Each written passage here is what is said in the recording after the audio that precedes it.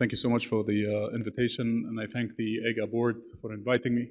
Again, as Dr. Goma said, I'm the son of the Cairo University program where I'm still affiliated, but I've come from a place called Oklahoma City in Oklahoma State, which is in the Midwest, where I do foot and ankle and sports.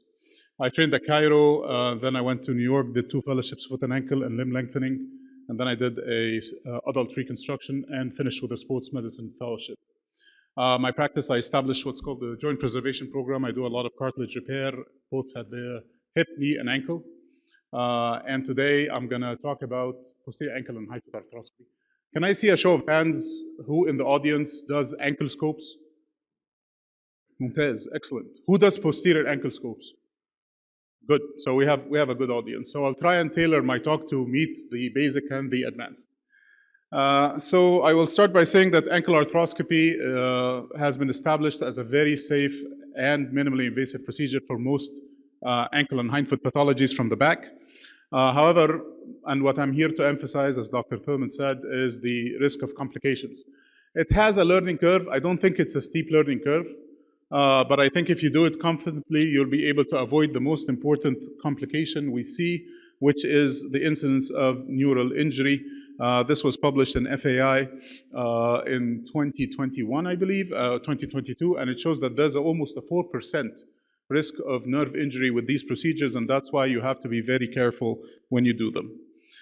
Indications, bone, cartilage, and soft tissue. You can really attack anything on the bony side, including fractures of the posterior hindfoot, osteogonum, as we saw with Dr. Thurman, hypertrophic talar process, which is called the STIDA process, which is posteromedial. Bipartite talus, posterior talocalcaneal coalitions, Hageland's deformity, and Achilles tendinopathy, as Dr. Goma showed, removal of loose bodies, and posterior bony impingement. When it comes to the cartilage, posterior OCDs, whether on the tibia, talar, or even calcaneal side, chondromatosis, intraosseous cysts, and soft tissues. Dr. Goma showed us some FHL tenosynovitis, retrocalcaneal bursitis, post-traumatic synovitis, PVNS, pigmented villonovular, and soft tissue posterior impingement, which is common in ballet dancers and soccer players. How to set it up? If you're starting, I always suggest that you use a C-arm. Most of us now don't use C-arm when you are doing posterior scope because we know our way, but if you're starting, I do advise you to use the C-arm, and for you to use the C-arm, you have to suspend the contralateral side in a leg holder like this, or put a bump underneath the side you're gonna operate on, like a leg ramp, and lay it a little bit higher than the contralateral side in the prone position. So this allows you to come in with the fluoroscopy, as we can see here, and it's going to be very safe for you to attack it. Again, when you're starting, the more comfortable you're going to get, the less traction or the distraction you're going to need. But when you're starting, it's very nice to apply traction with a small pin in the calcaneus and a stirrup اللي هي موجودة الشدة اللي عندنا اللي موجودة, we can apply it, and that gives you good distraction across whether the ankle or the subtalar joint. Another way is usually using the ankle distractor, which we have. It's commercially available, or actually a nice trick is to apply a curlix, اللي هو الرباط شاش حوالين الأنكل, and tie it to your waist. This is old school. Tie it to your waist and lean back while you're doing it. It gives you some nice traction on the ankle. So you can do it either way. حاجات سهلة جدا, very easy to do, and it's going to give you what you need. I'm not going to emphasize, but this is what we talked about. You're going to, when you start usually by drawing the Achilles tendon, and your insertion, your portals should hug the tendon on both the lateral and medial side, just like Dr. Thurman said. Your camera goes to the lateral side, and your working portal goes to the medial side. Again, here is using this, the fluoro for guiding to go into your ankle versus going into your subtalar joint.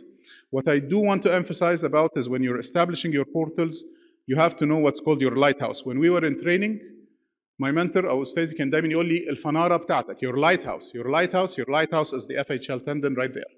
If you see the FH tendon, you never go medial to it. You always stay lateral. So this shaver is going medial to the tendon. It's going to hit the neurovascular bundle. It's going to cause a problem. So if anything I want you to take home with you today is the FHL. Look at the FHL. Never go medial to it. The problem with posterior arthroscopy is when you go into the ankle, you're going to find a lot of retrocalcaneal fat and bursa. So it's like going into the shoulder in subacromial decompression. You go blind and you're shaving. So if you start shaving aggressively, you're going to hit the FHL, you can shave the FHL, you can shave the bundle in your way. And that's why I always advise people who are starting to look at a website called VuMedi. Here it is. This is by my mentor from New York, Dr. John Kennedy, who's a good friend of Dr. Thurman. We met in New York there. So you're going to see the intermalleolar ligament, and you're going to see the transverse ligament, and this is the ankle joint is going to be above it, and the subtalar joint is going to be below it. You do not have to shave this ligament down, okay, to see the ankle. You just have to shave the retrocalcaneal bursa. This is a very nice video. I don't know whether, can we play this video? So again, Dr. Thurman mentioned, you go in line between the first and second rays with the camera, and then when you put in your shaver, you want to actually triangulate and hit your camera. You never shave what you cannot see. Again, this is my golden rule to you. Use the shaver at the tip of the camera and start shaving away from bone, away from bone. Shave the fat, shave the bursa, and then start working towards the bone in the midline. Again, in the midline. Stay away from the medial side. As you work from the midline to the medial side, you're going to start seeing the FHL. And when you see the FHL, you've got your lighthouse, and you can do whatever you want to do in the ankle. So this is an example here, a lot of synovitis around the FHL, evident on MRI. When you go in with the portal, again, my camera is going from the lateral side, my shaver is going medial, and I start to shave all the stenosynovitis until I see my FHL. This is what we call a stida process, which is a long posteromedial process that needs to come down. And once you expose the FHL, again, we call this tiger land, never go medial to it, and you can easily treat FHL synovitis with this. The other thing is ostrigonum, which is usually on the posterolateral side, not on the posteromedial side. And here we're just excising the ostrigonum for posterior bony impingement, commonly seen again in soccer players.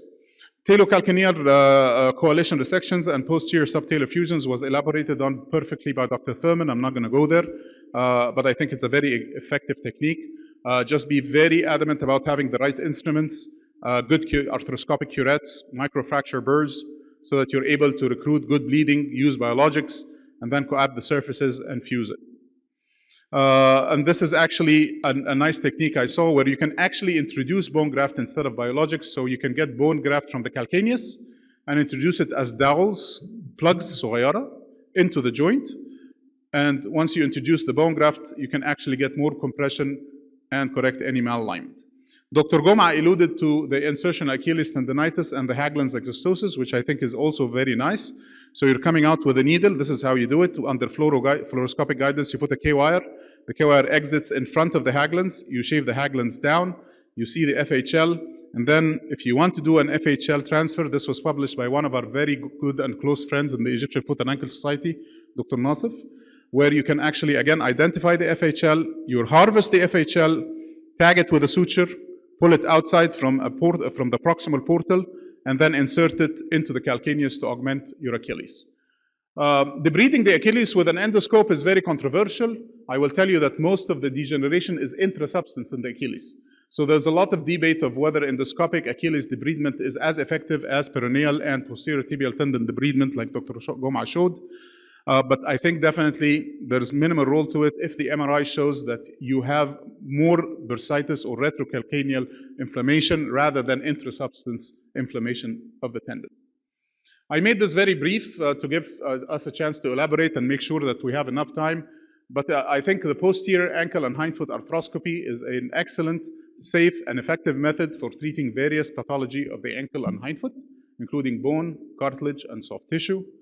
I personally think, when I did my training, my fellowship, we did 10 to 15, and by the end of 10, I was very comfortable doing them with my mentors, and they let me do them solo. So I don't think it has a steep learning curve like shoulder and hips, but I think it's still necessary to try and treat these with caution, because you do not want to have a nerve injury, because, again, there's no point of doing a minimally invasive procedure and the patient coming out with a nerve injury. It's not going to be a sural nerve. It's going to be a tibial nerve. So it can be devastating. Again, look for your lighthouse. If anything I tell you out of this, your FHL is your lighthouse. دور على الفنارة في وسط البحر، هي اللي هتدلك على الطريق. You will not lose any of your landmarks if you do that. These are the references. There are two very nice techniques I would like you to read. The one in JBJS. Nick Van Dyke has a very nice video on VuMedi, the one I showed. So does John Kennedy on VuMedi. Another systemic nice review came out recently in FAI, and I think you should pick it up. Finally, nothing but thanks to my mentors here at Cairo University at home, and my mentors in the US, and my family. And I'd like to applaud you all for coming and staying awake that late in the last day. شكرا جزيلا.